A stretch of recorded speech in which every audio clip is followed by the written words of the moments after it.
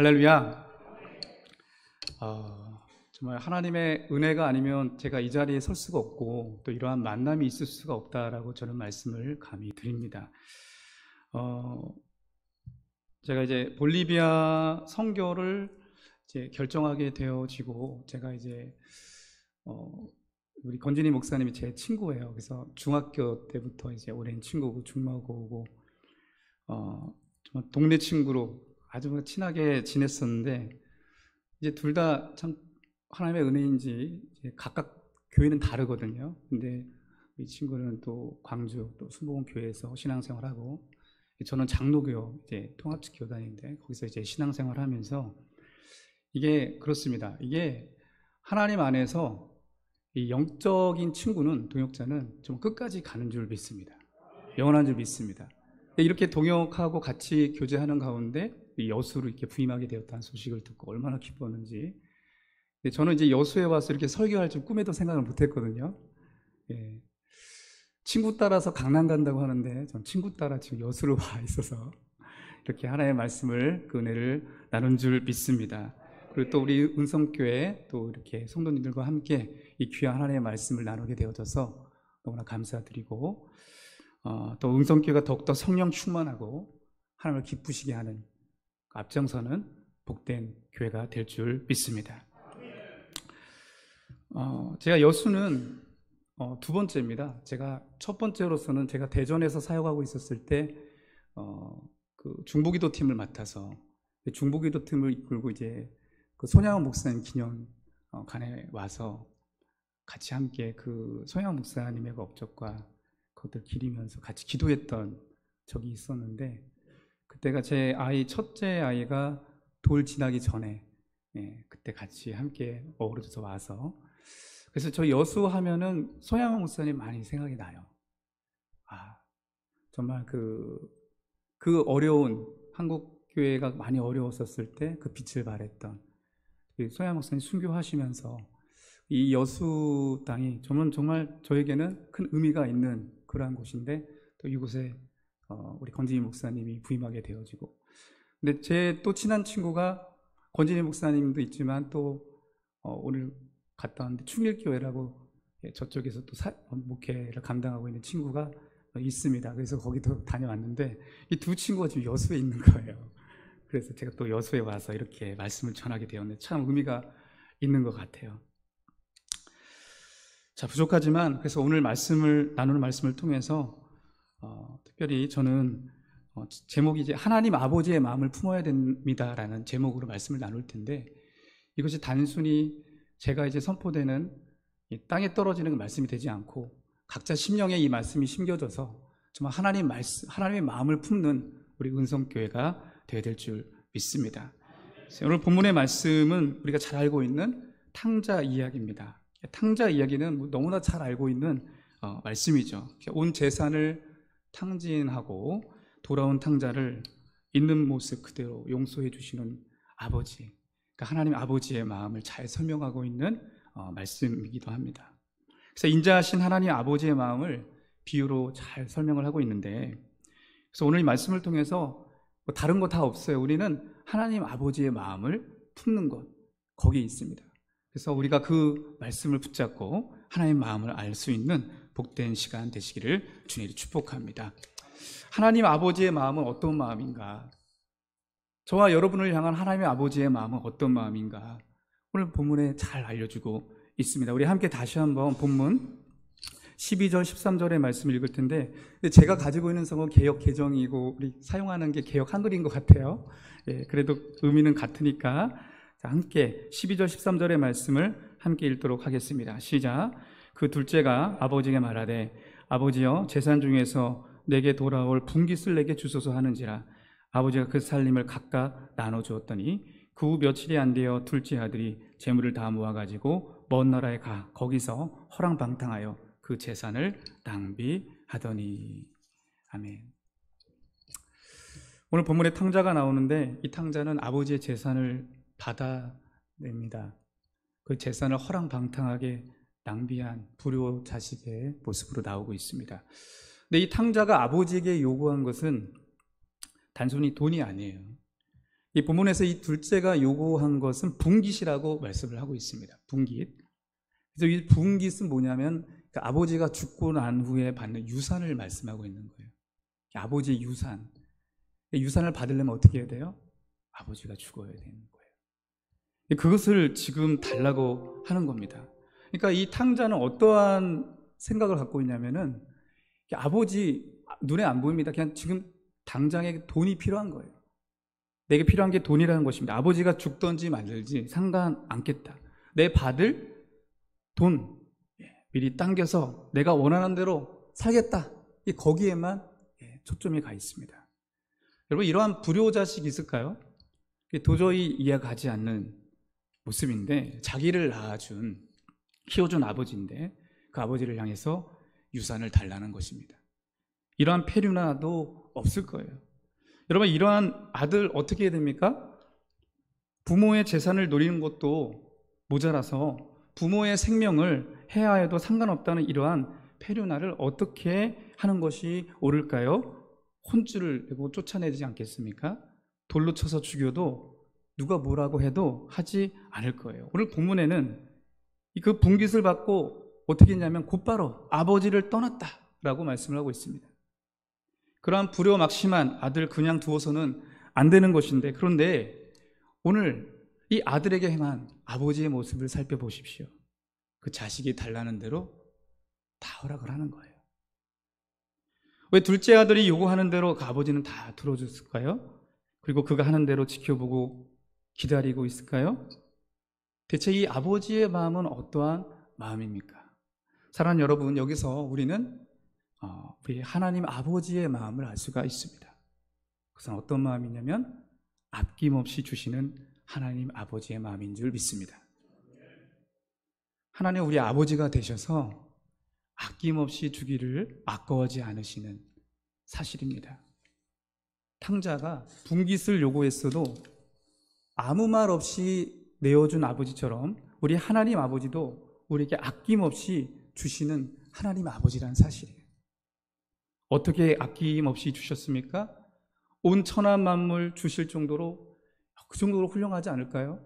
근데 하나님은 그보다도 더 우리를 향해 아까워하지 않으시고 우리를 향해 무엇을 주셨느냐? 성경은 하나님께서 우리에게 아낌없이 주시는데 독생자 예수 그리스도를 주실 정도로 아낌없이 우리에게 주셨다라고 말씀하고 있습니다.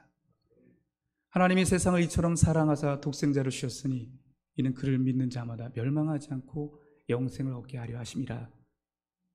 아멘이시죠? 하나님은 우리에게 아낌없이 주시는데 그 아들을 내어주시기까지 주셨다라고 성경은 말씀하고 있습니다. 그리고 예수님은 어떻게 우리에게 주셨어요? 그 십자가에서 물과 피를 다 쏟으시기까지 아낌없이 주셨다라고 말씀을 하고 있습니다. 우리를 사랑하시는데 얼마나 사랑하시느냐? 아들을 내어주시기까지 사랑하시고 또 그 아들을 물과 피를 다 쏟아내게 하기까지 우리를 사랑하셨다라고 말씀을 하고 있습니다.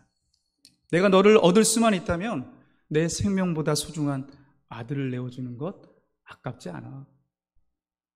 내가 너를 얻을 수만 있다면 내 아들의 모든 물과 피를 쏟아 부어도 그 생명을 다 쏟아 부어도 아깝지가 않아 라고 하나님은 성경을 통해서 우리에게 말씀하시는 줄 믿습니다.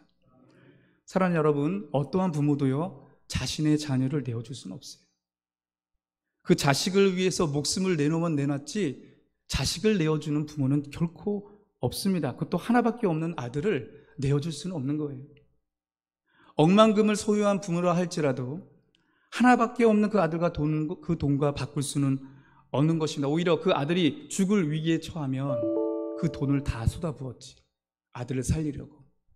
그것이 부모의 마음 아니겠습니까?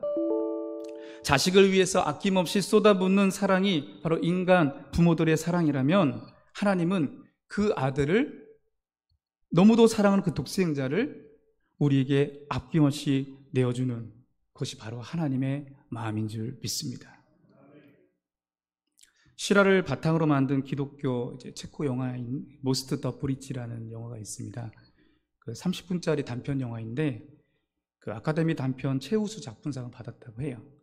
그 내용은 이렇습니다. 뭐 아시는 분도 계시겠지만 내용은 이렇습니다. 영화의 주인공 로다가 있고 그 아들이 로다고요. 그 아버지가 같이 살고 있는데 얼마나 친밀한지 몰라요. 근데 그 아버지와 아들, 세상에 하나밖에 없는 아버지, 세상에 하나밖에 아들인데 그들은 늘 그 삶을 감사하게 여기면서 살고 있었습니다. 근데 아들이 항상 아버지와 함께 있고 싶어서 그 아버지가 일하는 곳으로 찾아갔거든요. 근데 이 아버지는 어디서 일을 했냐면 가동교에서, 그러니까 가동교라면은 배가 오면 다리를 올려주고 또 기차가 오면 다리를 내려주는 그 일을 하고 있는 거예요. 아주 큰 책임 있는 그런 일이었죠. 그런데 하필 어느 날 그날따라 기차가 예전 시간보다 빠르게 달려오는 겁니다. 그 기차가 속도를 올리면서 다리로 접근해 오고 있었습니다. 다리가 위로 올라가 있었기 때문에 배가 지나간 터라서 올라가 있었기 때문에 그대로 직행을 하면 대형 사고가 나는 거예요. 근데 그때 아버지는 하필이면 기계 점검 때문에 이 일을 눈치채지 못하고 모르는 거예요. 근데 밖에 있었던 아들이 그걸 보고 아버지를 부릅니다. 급한 마음에 아버지를 부릅니다. 지금 기차가 온다고, 큰일 났다고. 근데 아버지는 듣지를 못하는 거예요. 그래서 이 아들이 급한 마음에 자기가 직접 수동으로 그 다리를 내려야겠다라고 그 꼬마가 다리를 내리려고 하는데 그 작은 손으로 넣어보려고 하다가 어떻게 되냐면은 손이 닿지는 않게 더 내밀다가 결국은 그 기계실로 그 톱니바퀴 사이로 빠지게 됩니다. 그때 기차 소리가, 기적 소리가 울리고 아버지는 기차가 온다는 걸 알게 되어지고 그래서 기차를 발견하는데 기차를 발견한 동시에 또 누구를 발견하느냐? 톱니바퀴 그 기계실에 있는 아들을 발견하게 되는 거예요. 기차는 다가오고 아이는 기계실에 떨어져 있습니다. 그래서 아버지는 무엇을 택할지 몰라서 발망 동동 구르면서 절규하고 있는데 근데 빨리 이게 결정을 해야 되는 거예요. 기차에 탄 수많은 사람들을 죽음으로 내모를 것인가 아니면 자신과 상관없는 사람들을 위해서 세상에서 하나밖에 없는 그 사랑하는 아들을 희생시킬 것인가 결정을 해야 됩니다. 결국 아버지는 어떻게 해야 합니까? 사람들을 살릴 것을 선택하고 레버를 힘겹게 내리죠. 그리고 아들이 있는 곳으로 달려갑니다. 어떻게 됐겠습니까?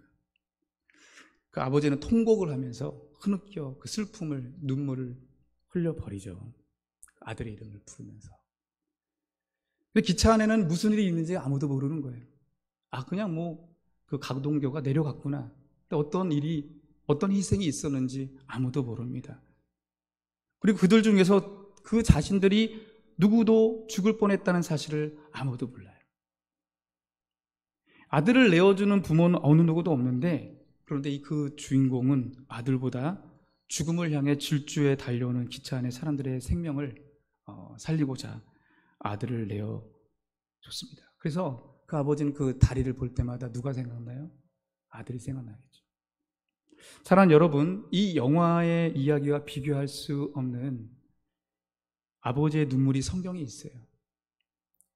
영원한 불못으로 직행하고 있었던 저와 여러분 살리시려고 그 아들을 대신 십자가에 죽게 하신 하나님의 눈물이 성경에 있는 줄 믿습니다. 하나님은 아낌없이 우리를 위해서 예수님을 내어주셨던 거예요. 로마서 5장 8절 말씀에 이 말씀이 있습니다. 우리가 아직 죄인 되었을 때 그리스도께서 우리를 위하여 죽으심으로 하나님께서 우리에 대한 자기의 사랑을 확증하셨느니라 라고 말씀하고 있습니다. 하나님의 사랑은 어떤 사랑입니까? 아들을 내어주는 사랑입니다. 아낌없이 주시는 사랑입니다. 이것이 하나님 아버지의 마음인 거예요. 이걸 모른다면, 이 아버지의 마음을 모른다면 구원받은 자로서 정말 염치가 없는 모습일 것입니다. 예수 그리스도의 십자가의 사랑을 모른다면 내가 지금 왜 살아가고 있는지 삶의 목적을 모르고 지금 허송세월을 보내고 있는 것과 마찬가지입니다. 그러므로 여러분, 아낌없이 주신 하나님의 그 십자가의 사랑을 깨닫는 저와 여러분 되시길 주님으로 축복합니다. 아낌없이 주신 하나님 마음, 아버지의 마음을 알고 그 은혜의 감격으로 날마다 나아가는 저와 여러분 되시기를 주님으로 축복합니다. 둘째로 하나님 아버지의 마음은 어떤 마음인가? 그것은 기다리시는 마음이에요. 오늘 본문에서 탕자는 너무도 다행스럽게 자신이 허랑방탕하게 살았던 것을 후회를 합니다. 그리고 회개하는 모습이 나옵니다. 육신의 만족을 따라서 살아왔던 삶이 얼마나 비참하고 고통스러운 것인지 이 죄의 고통을 깨닫게 된 거예요. 할렐루야. 여러분, 깨닫는 것이 은혜인 줄 믿습니다. 회개하고 돌아오는 것이 은혜인 줄 믿습니다. 아버지를 떠나 허랑방탕했던 그 삶, 아버지의 재산을 달라 하며 아버지를 인정했던 그 지난날의 잘못을 철저하게 뉘우치고 어떻게 해요? 아버지께로 돌아오게 되는 거예요. 17절 19절 말씀에 이 말씀이 있습니다. 제가 읽겠습니다. 이에 스스로 돌이켜 이르되 내 아버지에게는 양식이 풍족한 품꾼이 얼마나 많은가. 나는 여기서 주려 죽는구나. 내가 일어나 아버지께 가서 이르기를 아버지, 내가 하늘과 아버지께 죄를 지었사오니 지금부터는 아버지의 아들이라 일컬음을 감당하지 못하겠나이다. 나를 품꾼의 나로 보소서 하리라. 이 회개가요, 이 탕자를 살리는 거예요. 여러분, 회개가 우리를 살립니다. 회개할 때 그 영혼은 살아나는 줄 믿습니다. 그래서 이 회개로 다시 아버지께로 돌아올 수 있는 힘이 생겼어요. 그래서 회개해서 아버지께로 돌아가기로 한 이 탕자, 한 걸음 한 걸음씩 아버지의 집으로 향하여 나가고 있습니다. 그런데 이 모습을 본 아버지가 어떻게 해요? 우리 함께 20절의 말씀을 함께 읽을까요? 시작. 이에 일어나서 아버지께로 돌아가니라. 아직도 거리가 먼데 아버지가 그를 보고 측은히 여겨 달려가 목을 안고 입을 맞추니. 아멘. 아직도 거리가 먼 거리였습니다. 저 멀리서 사람의 형상, 얼굴의 형상이 보이지 않을 정도의 거리입니다. 근데 아버지는 알아보는 거예요. 누구요? 아들을 알아보는 거예요. 우리가 알아보잖아요. 아들. 아들이 어떠한 걸음걸이인지 그 걸음걸이만 봐도 저 멀리서 오는, 처벅처벅 오는 그 걸음걸이만 봐도 이 아버지는 아는 거예요. 거리가 멉니다. 근데 아버지가 그를 보고 어떻게 여겼습니까? 측은하게 여겼다라고 말씀하고 있습니다. 그리고 달려가서 목을 안고 입을 맞췄다라고 말씀을 하고 있습니다. 거리가 먼데 아들을 알아보았다는 것은 무엇일까요? 늘 아들이 오기를 기다리며 그것을 주시했다는 것을 알 수가 있습니다. 거리가 먼데 아들을 본 순간 아버지는 달려나가는 거예요. 그럼 무슨 말씀이냐? 이미 그 아들을 용서했고 기다리고 있었다는 것을 말씀하고 있습니다. 탕자가 자신의 용서를 구하기 전에 이미 아버지는 용서한 거예요. 이미 용서했어요. 언제요? 그 분깃을 달라고 했을 때부터 이미 용서한 것입니다. 아버지는 모든 것을 다 용서하고 기다리고 계셨어요. 사랑하는 여러분, 하나님은 기다리고 계시는 줄 믿습니다. 죽은 줄로만 알았던 아들이 돌아오기를 기다리고 계시는 줄 믿습니다. 죽어가고 있는 영혼들 돌아오기를 고대하고 기다린다는 사실을 여러분, 우린 성경을 통하여 깨달아야 될 줄 믿습니다. 양 100마리 중에 한 마리 잃은 양을 위해서 얼마나 그 목자가 밤새 찾습니까? 잃은 드라카마를 밤새도록 찾으면서 정말 기다리는 사람들처럼 하나님은 그 영혼, 그 한 영혼을 찾으시고 기다리고 계신다는 것을 여러분 믿음의 눈으로 바라보는 저와 여러분 되시길 주님을 축복합니다. 돌아오기만을 기다리시는 하나님 아버지의 마음이에요. 그래서 하나님 아버지의 마음은 기다림이고 죄인을 온전히 받아주시는 온전한 사랑인 줄 믿습니다. 그래서 사랑은 무엇이냐? 오래 찾는다라고 말씀하고 있지 않습니까? 사랑은 무엇이냐? 끝까지 기다리는 거죠. 우리 하나님 우리가 돌아올 때까지 끝까지 기다렸다는 사실을 우리는 알아야 될 줄 믿습니다. 내가 이 교회에 나와서 내가 하나님을 믿어야지 나온 것이 아니라 하나님께서 우리를 기다려 주셔서 우리가 하나님의 자녀가 된 줄 믿습니다. 그 기다림 속에서 하나님의 사랑을 발견하게 되어지고 우리가 회개하고 하나님께 돌이켜 나오게 된 줄 믿습니다. 모든 것을 용서하시고 기다리시는 하나님, 신실하시고 변함없는 하나님의 귀한 사랑, 죄인들이 돌아오기를 애타게 기다리고 찾으시는 그 하나님, 그 마음이 하나님 아버지의 마음이라는 사실을 우리는 깨달아야 될 줄 믿습니다. 그래서 하늘보다도 높고 바다보다도 높은 그 하나님의 사랑, 죄인을 불쌍히 여기시고 기다리시는 하나님의 사랑입니다. 이 사랑을 받은 우리에게도 이러한 기다림이 있어야 될 줄 믿습니다. 하나님께서 기다리시기에 내 이웃, 내가 태신자를 품고 그 영혼을 위해서 기도하고 있다면 그 영혼을 기다려야 될 줄 믿습니다. 그 영혼이 돌아오기까지 기다리고 기도하는 그 마음, 그 우리가 가져야 될 하나님의 마음인 거예요. 할렐루야. 제가 사역했던 도성교회 한 권사님 한 분이 계신데 이름은 밝힐 수 없고 엄청나게 믿음적으로 열정적인 분이세요. 선교에도 또 마음이 있으셔서 제가 이제 볼리비아에 갈 그 윤도근 선교사님과도 깊은 교제 30년 동안 후원하시고 기도하시고 하셨던 그 권사님이신데 얼마나 신실하신지 모릅니다. 근데 8년 전에 그 권사님의 어머님이 교통사고를 당합니다.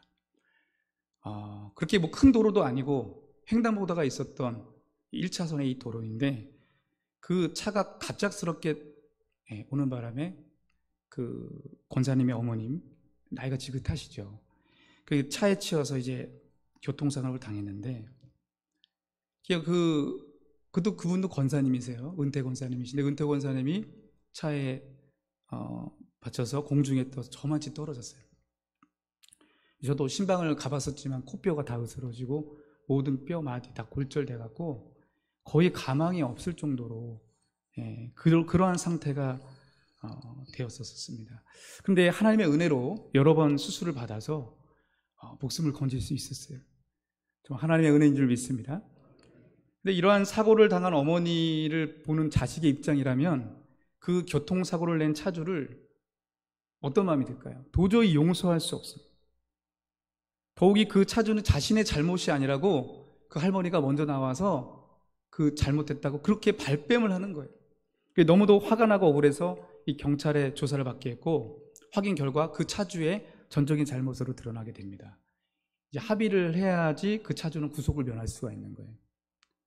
너무 화가 나서 권사님은 도저히 난 용서할 수 없다라는 마음, 용서할 마음이 생기지 않았다고 합니다. 근데 이제 예배 중에 주일날 예배거든요. 예배 중에 하나님의 은혜를 깨닫게 되는 거예요. 하나님의 은혜를 다시 한번 기억하게 되는 거예요. 나를 용서하시고 구원하신 하나님의 사랑이 너무나 밀려오더랍니다. 그리고 그 차주가 생각나고 그 교통사고를 낸 그 사람이 불쌍한 마음이 들기 시작했다고 해요. 주님이 나뿐만 아니라 그 영혼을 위해서도 십자가에 죽으셨는데 그리고 그 영혼이 하나님께 돌아오길 기다리고 계신다는 그 국률함이 밀려오더랍니다.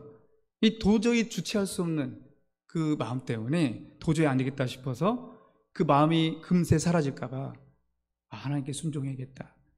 그래서 결단하고 예배 끝나자마자 그 차주에게 그 교통사고를 낸 사람에게 전화를 걸어서 합의해 주겠다고 용서하겠다고 그러면서 복음을 전했다고 해요. 당신도 예수님 믿고 구원 받아야 됩니다라는 그 복음을 전했다고요. 그래서 이러한 은혜로운 일이 있은 후에 참 하나님의 놀라운 은혜예요. 그 권사님이 오히려 그 권사님의 어머님, 사고를 당하셨던 어머님은 더욱 몸이 회복되셔서 지금까지 살아 계시고 있어요. 할렐루야. 여러분, 하나님의 마음을 아는 순간, 하나님의 마음이 없으면 그 순간에는 도저히 용서할 수가 없어요. 그렇죠? 인간적인 방법, 합리적인 그 이성이 발달하기 때문에 그렇게 용서할 수 없는데 하나님의 마음이 품게 되니까 용서하고 그리고 그에게 복음을 전할 수 있는 마음이 생기는 줄 믿습니다. 그래서 하나님 아버지의 마음이 오니까 하나님 나뿐만 아니라 내 주위에 있는 이웃도 심지어는 내 원수까지도 인내하면서 기다리고 계신다는 사실이 느껴지고 나도 함께 기다리고 싶은 그 마음이 동하는 줄 믿습니다. 여러분, 이러한 은혜가 우리 은성교회도 차고 넘치는 은혜가 있기를 주님을 축복합니다. 마지막으로 하나님 아버지의 마음은 그 영혼이 돌아왔을 때 함께 기뻐하시는 마음인 줄 믿습니다. 잃은 아들을 다시 얻었을 때 무엇보다 기뻐하시는 하나님 아버지라고 말씀하고 있는데요. 우리 22절, 24절의 말씀을 함께 다시 한번 읽도록 하겠습니다. 시작. 아버지는 종들에게 이르되 제일 좋은 옷을 내어다가 입히고 손에 가락지를 끼우고 발에 신을 신기라. 그리고 살진 송아지를 끌어다가 잡으라. 우리가 먹고 즐기자. 이 내 아들은 죽었다가 다시 살아났으며 내가 잃었다가 다시 얻었노라 하니 그들이 즐거워하더라. 아멘. 아들을 다시 찾았다면 그 기쁨은 이루 말할 수 없을 클 것입니다. 잃었던 아들이 다시 돌아와서 아버지 품에 있다는 것은 저 아버지에게 있어서 최대 행복이라는 사실이에요.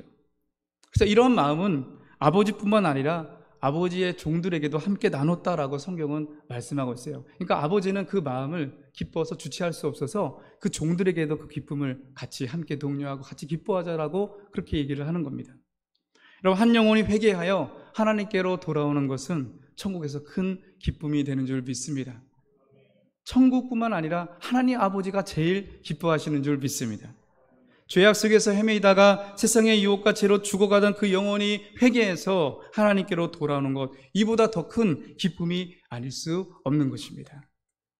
우리 예수님께서는 이를 위해서 이 땅에 오셨고 이를 위해서 십자가에 죽으셨는데 이것 때문에 부활하셨다라고 말씀을 하고 있어요. 그래서 예수님은 십자가를 지실 때 이 기쁨을 위해서 그 십자가를 참으셨다라고 히브리서는 말합니다. 여러분, 아들이 돌아오면 아버지는 너무나 기쁜 거예요. 동네 잔치를 하는 거예요. 이것이 하나님 아버지의 마음이에요. 영혼이 주께로 돌아올 때 주체할 수 없는 기쁨이 바로 하나님의 아버지의 마음입니다. 하나님 아버지의 마음은 기쁨이에요. 아들이 돌아오면 너무나 기쁜 거예요. 그 영혼이 돌아올 때 너무나 행복한 거예요. 즐거운 거예요. 그래서 하나님 아버지의 마음을 품는다는 것은 바로 우리가 이러한 기쁨에 동참하는 것입니다. 이 기쁨이 있는 거예요. 한 영혼이 돌아오는 그 기쁨이 있는 거예요. 그 기쁨이 우리 안에 충만해야 될 줄 믿습니다. 여러분, 정말 건강하고 행복한 교회를 알아볼 수 있는 척도가 있는데 그것은 뭐냐면 그 한 영혼이 돌아올 때 그 교회 구성원들이 얼마나 기뻐하고 있는가. 할렐루야. 우리 은성교회는 모두 다 기뻐하는 줄 믿습니다. 세 가족이 와서 예배를 드린다. 한 사람이, 내가 알지 못하는 어떠한 분이 와서 예배를 드리고 있어요. 그럼 관심이 가지 않겠어요? 그 영혼이 예배를 드리고 있다. 얼마나 기뻐하고 행복하고 있는가. 이것이 행복하고 건강한 교회의 척도가 되는 거예요. 여러분, 이 기쁨은 어떤 기쁨이냐면 예를 든다면 제가 아이를 낳아보지 못해서 잘 모르겠지만 우리 여성분들은 잘 아실 것 같아요. 아이를 낳고 그때 해산의 수고를 엄청나게 고통 가운데, 그렇지만 아이를 낳고 그 아이가 내 가슴에 안겨서 그 눈을 맞아봤었을 때 그 기쁨은 이루 말할 수 없다라고 하는데, 그러한 기쁨이, 그런 행복감, 비교 안 되는 그 기쁨이 영혼이 회개하여 주께로 돌아왔을 때 그것이 하나님의 기쁨인 줄 믿습니다. 근데 이게 하나님의 기쁨으로서만 끝나는 것이 아니라 그 기쁨이 우리 교회 안에 가득해야 된다는 사실입니다. 여러분, 아기가 뱃속에 있어요. 한번 가정해 보십시오. 그러면 그 집안은 경상을 하는 거예요. 아이가 뱃속에 있을 때부터 어떻게 해요? 개월수를 셉니다. 언제 나올지 태교를 합니다. 아직 뱃속에 있는데도 불구하고 뭘 사요? 그 아기 신발을 사고 저고리를 사고 한가득 모비를 사고 준비를 하지 않습니까? 그냥 생명이 태어난다는 것만큼 기쁜 일이고 설레이는 일이 없는 줄 믿습니다. 그렇게 고대하고 예정일에 한 아기가 태어나요. 그러면 온 집안 사람들이 할아버지, 할머니, 아빠, 삼촌들, 이모들 다 모여갖고 그 아이를 향해서 눈을 돌립니다. 그래서 그 아이를 볼 때마다 어떻게 해요? 그 아이가 뭐 해준 것도 아니에요. 그냥 거기서 빵긋만 웃어줘도 너무나 행복한 거예요. 너무나 기쁜 거예요. 그저 누워있는 모습만 그 자체가 너무나 행복인 거예요. 할아버지, 할머니들이 더 그 기쁨이 있는 것 같은데, 마찬가지로 영혼이 주께로 돌아오는 일은 아기가 태어나는 기쁨과 같은 줄 믿습니다. 영혼이 주께로 돌아온다는 것은 새 생명이 태어나는 거예요. 그래서 그 교회 안에는 기쁨이 가득할 수밖에 없는 것입니다. 새 가지고 오면 기쁘고 즐거움과 행복이 넘칠 수밖에 없는 것입니다. 이것이 건강한 교회의 모습이고 하나님 아버지의 마음을 아는 교회인 줄 믿습니다. 우리 은성교회가 바로 이러한 교회인 줄 믿습니다. 사랑하는 여러분, 이 하나님의 아버지의 마음, 이 기쁨으로 삶의 힘을 얻으시길 주님을 축복합니다. 그러니까 세상의 성공, 세상이 주는 어떤 안락함, 그 마음에 빼앗기지 마시고 하나님의 그 기쁨, 하나님께서 주시는 기쁨, 하나님께서 기뻐하고 오시는 그 기쁨 안에 거하는 저와 여러분 되시길 주님을 축복합니다. 여러분, 우리나라에 120년 전에 복음이 들어왔어요. 선교사님들을 통해서. 이렇게 아름답고 강성한, 제가 이제 어제 서울에서 이제 여수까지 자동차를 끌고 왔는데 이렇게 고속도로를 이렇게 잘 해놓은 나라가 있을까? 제가 볼리비아 가면 이런 도로에서 거기는 그런 도로가 잘 시설이 미비해서 다 이제 비포장 도로예요, 거기는. 예, 그래서 이러한 것 많이 생각나겠다라는 생각이 들었는데, 이렇게 정말 아름답고 강성한 나라, 하나님께서 이렇게 복 내려 주셔서 이러한 아름다운 이 강산에서 이러한 놀라운 대한민국에서 내가 살고 있다는 것이 너무나 감사하더라고요. 하지만 여러분, 120년 전 이 조선은, 우리나라는 그 당시 어땠어요? 선교사님들이 왔을 당시 조선의 모습은 어땠습니까? 그 미국의 선진문물에 비하면 정말로 낙후되고 척박한, 그리고 그 당시에는 나라를 잃어버렸던 때였어요. 척박한 조선이고 흑암이 가득한 나라였습니다. 그런데 선교사님들은 그 멀리, 지금 뭐 비행기가 있었겠습니까? 배를 타고 몇 달 동안 오는데 이 조선 땅에 와서 자신들의 젊음을 던지는 거예요. 심지어는 자신들의 자녀들의 생명도 바치면서 복음을 전하는 거예요. 왜 그랬습니까? 그것은 이 조선의 영혼들이 주님께로 돌아올 수 있다는 그 기쁨 때문에 그렇습니다. 하나님의 아버지의 마음을 품었기 때문에 이 조선 땅으로 달려온 거예요. 그 복음이 전해져서 지금 우리가 이렇게 예수 믿고 이러한 은혜를 누리는 줄 믿습니다. 하나님 아버지의 마음, 그 영혼이 돌아올 기쁨을 알았기 때문에 죽어가는 영혼을 살아 돌아왔을 때 기뻐하실 하나님 아버지의 마음을 알았기 때문에 온 만민이 복음을 듣고 주께로 돌아온다는 그 기쁨, 하나님 아버지의 마음 알았기 때문에 선교사님들은 이 땅에 복음을 들고 왔습니다. 그래서 이 한국교회가 이렇게 컸어요. 그리고 빛을 발하고 소금 역할을 감당하여 이 나라가 이렇게 하나님의 복 내려주신 나라가 된 줄 믿습니다. 그래서 이 기쁨을 모르면 전도도 못하고 선교도 못합니다. 그러니까 특별히 선교 같은 경우에는 저 멀리 나와 상관없는 나라거든요. 그 나라와 민족에게 복음을 전해주기 위해서 자신의 모든 젊음을 다 내놓고 자기의 생명까지 내놓는다? 이거는 그렇게 할 수가 없습니다. 오늘 본문에서 그런 기쁨에 동참하지 않는 또 한 사람이 나오고 있어요. 어떤 사람이냐면 첫째 아들입니다. 이 첫째 아들은 어떤 사람이었냐면 아버지를 위해서 열심히 집안에서 수고했던 사람이에요. 오늘 본문에서 맏아들은 밭에서 일하고 있었다라고 말씀하고 있습니다. 그러니까 이 탕자와 비교해 봤을 때는 너무 다르죠. 훌륭하지 않습니까? 아버지 옆에서 지켜서 아버지를 든든하게 지켰던 이 아들이었는데, 그런 아버지에게 인정받을 정도로 그 아들의 역할을 충실하게 감당을 했어요. 그런데 이 맏형이, 첫째가 한 가지 중요한 것을 빠뜨렸습니다. 그건 뭐냐면 아버지의 마음을 읽지 못하는 거예요. 아들을 잃은 아버지의 마음을 읽지 못했습니다.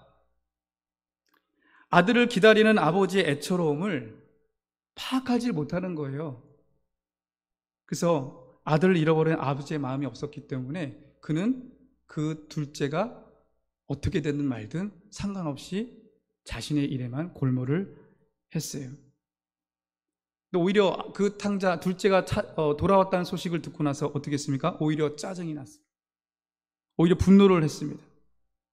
그리고 어떻게 얘기했냐면, 난 그렇게 성실하게 아버지 옆에서 있었는데 한 번도 잔치를 열어주지 않았다고 불만을 토로하는 거예요. 불평을 내돌리는 거예요. 오늘 본문에 나오진 않았지만 만약에 이 맏형이, 첫째가 둘째가 만났었을 때 어떠한 눈초리로 바라봤을까? 여러분 상상이 가지 않습니까? 그 동생이 돌아온 것이 너무 불편하고 못마땅한 거예요. 사랑하는 여러분, 이러한 모습 우리에게도 발생할 수 있다는 사실을 우리는 깨달아야 됩니다.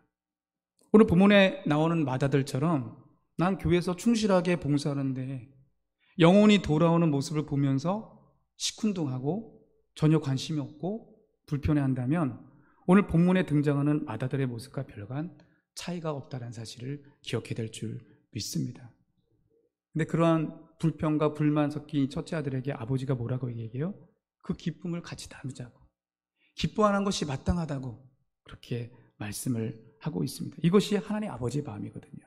우리 함께 31절, 32절의 말씀을 함께 읽겠습니다. 시작.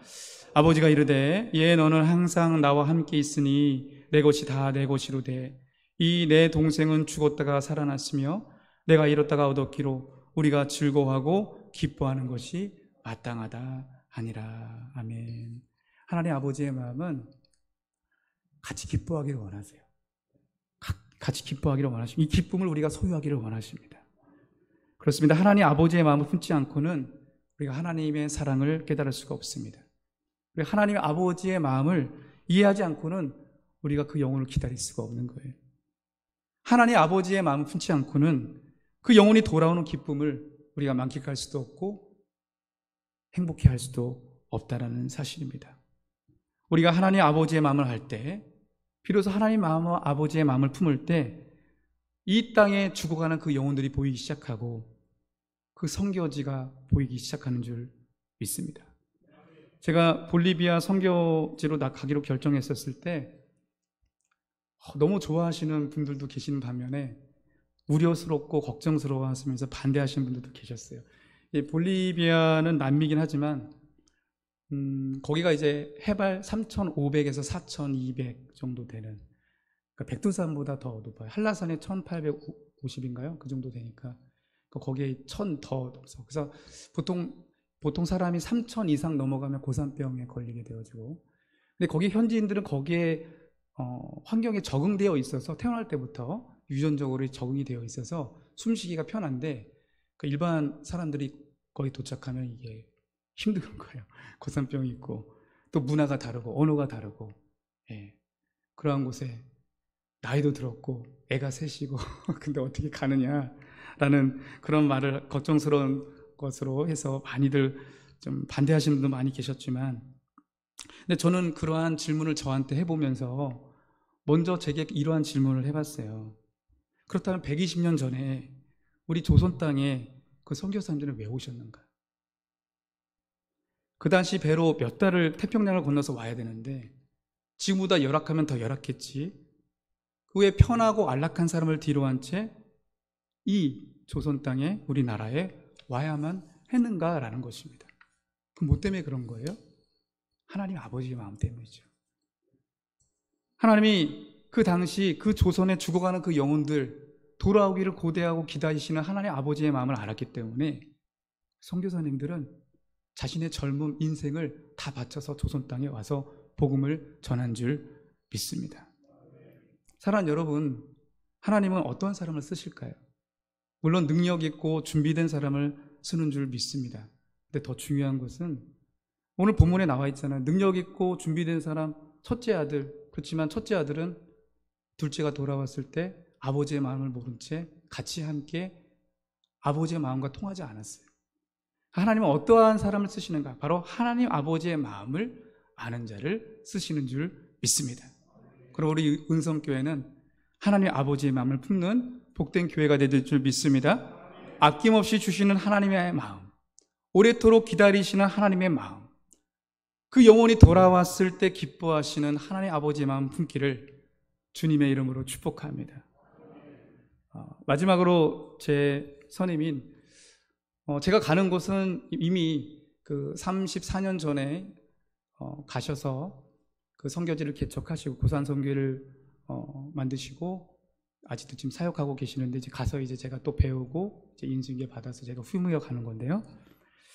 그 당시는 지금보다 더 척박하고 고된 시절이었음에도 불구하고 그 선교사님도 그 하나님 아버지의 마음 품고 그 땅에 가서 사역을 했습니다. 그래서 그 영상이 제가 가져왔는데 그 영상을 보시고 설교 말씀을 같이 마무리했으면 좋겠습니다. 우리 잠깐 한 2분, 3분 정도 되는데요. 잠깐 보시도록 하겠습니다.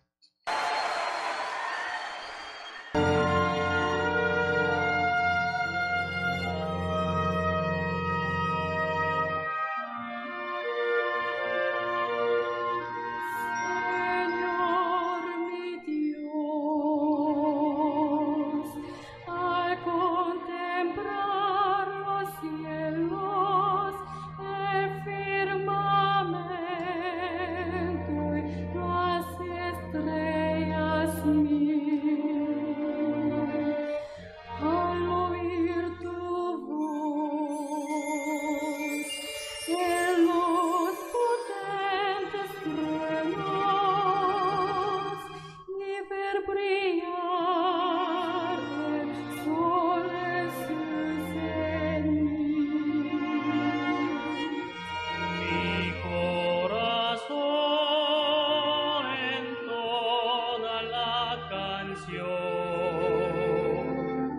cuán grande es Él, cuán grande es Él. Mi corazón lleva la canción, cuán grande es Él, cuán grande es Él.